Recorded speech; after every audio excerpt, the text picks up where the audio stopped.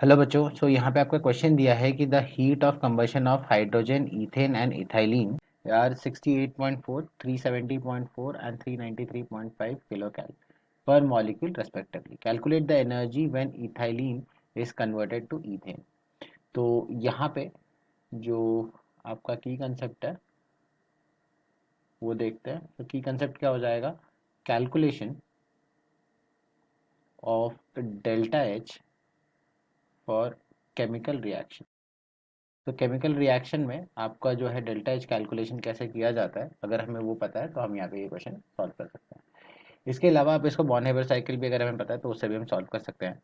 तो उसके लिए हमें क्या है, सबसे पहले तो हम देखते हैं आपका रिक्वायर्ड इक्वेशन क्या है, या रिक्वायर्ड आपका रिएक्शन क्या है। तो यहाँ पे आपका रिक्वायर्ड क्या है कि आपका इथाइलिन दैट इज C2H4 आपका जो है कन्वर्ट ऐड हो जाए H2 के साथ, और यहाँ पे जो आपका फॉर्म करे C2H6, राइट, ताकि यहाँ पे रिडक्शन हो जाए। ये रिडक्शन का जो रिएक्शन है ये हमें चाहिए। अब यहाँ पे देखते हैं कि हमारे पास डेटा क्या दिया है। तो यहाँ पे सबसे पहला डेटा दिया है heat of combustion of hydrogen, मतलब आपका H2 प्लस आपका half O2 will give you H2O। ये पहला रिएक्शन रिएक्शन के बना है। दूसरा वाला जिसका डेटा भी दिया है, तो इसका डेल्टा एच ऑफ कंबशन है, मतलब एनर्जी जो आपकी रिलीज होगी, तो ये आ जाएगा -68.4 किलो कैल के बराबर। अब हम बात करते हैं नेक्स्ट जो है ईथेन का कंबशन। तो ईथेन अगर हम देखें तो वो आ जाएगा C2H6 प्लस आपका आ जाएगा 7/2 O2, ये आपको दे देगा आपका CO2 दे देगा, प्लस आपका जो है H2O दे देगा। और यहाँ पे अगर हम इसको बैलेंस आउट करें तो ये 2 टाइम्स हो जाएगा, और यहाँ पे बैलेंस करें तो ये 3 टाइम्स हो जाएगा। तो इस तरीके से आप बैलेंस कर सकते हो। और यहाँ पे आपका जो है डेल्टा एच जो है, सो हम इसको डेल्टा H1 कह रहे हैं, इसको डेल्टा H2 कह रहे हैं। तो H2 आपका दिया है -370.4 किलो कैल के बराबर। यहाँ पे जो गिवन डेटा है हम लोग वही लिख रहे हैं। और थर्ड इक्वेशन अगर हम देखें, सो थर्ड इक्वेशन क्या है, वो है आपका इथाइलिन का। सो C2H4 प्लस आपका यहाँ पे O2 ऐड करना है, और यहाँ पे आपका दे देगा 2CO2, और यहाँ पे आपका आ जाएगा 2H2O। और यहाँ पे अगर हम देखें तो ये आ जाएगा आपके 3 टाइम्स।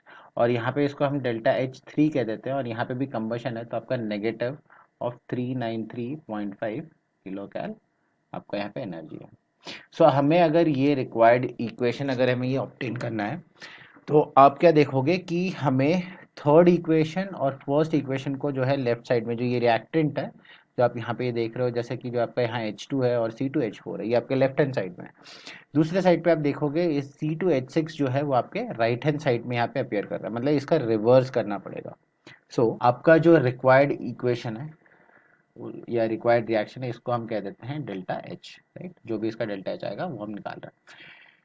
इसका जो डेल्टा एच रहेगा वो क्या हो जाएगा, आपके पहले दैट इज डेल्टा H1 और सेकेंड रिएक्शन को that is delta H, sorry third reaction को जो कि डेल्टा H3 है, इन दोनों को आपको ऐड करना और माइनस करना है आपको डेल्टा H2 से।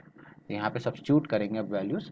पहले वाले केस में अगर हम यहाँ पे देखें तो यहाँ पे इसका वैल्यू दिया है -68.4 प्लस, पे हम साइन को ब्रैकेट में लिख रहे हैं, और फिर दिया है आपका डेल्टा H3 इज -393.5 माइनस आपका यहाँ पे अगेन इसका जो वैल्यू दिया है वो लिख लेते हैं, तो -370.4 के बराबर। यहाँ पे अगर हम इसको ब्रैकेट खोले तो यहाँ पे आपका ये नेगेटिव नेगेटिव पॉजिटिव हो जाएगा, और यहाँ पे ऐड करने के बाद आपका आ जाएगा -91.5 किलो कैल के बराबर। तो यहाँ पे आप कंक्लूड कर सकते हो कि आपका जो डेल्टा एच आएगा, जो कि है रिडक्शन ऑफ C2H हो जाते हैं इथाइलिन, तो ये आ जाएगा आपके इक्वल टू -91.5 किलो कैल के बराबर। So I hope you have understood the explanation. All the best.